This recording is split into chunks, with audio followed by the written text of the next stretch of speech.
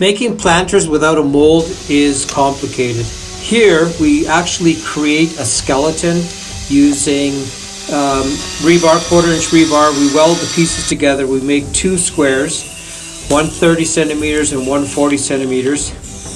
We join those two squares with a 40 centimeter piece of rebar, so we get this shape. This shape has to be strong, so we weld it really well in the corners, and after that it gets wrapped.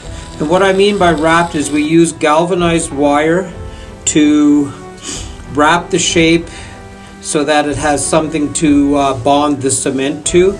So with the skeleton complete, we actually start cutting this galvanized wire mesh to fit the sides perfectly.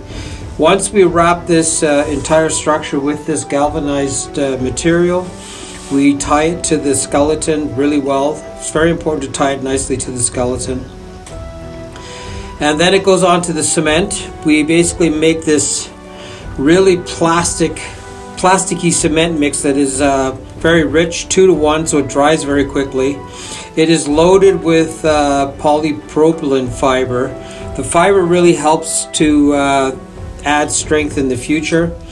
You want this cement to wrap around the galvanized, so sometimes we lift it up a little bit to get the cement to go underneath. Always do this on top of a plastic garbage bag because it separates so nicely after it dries.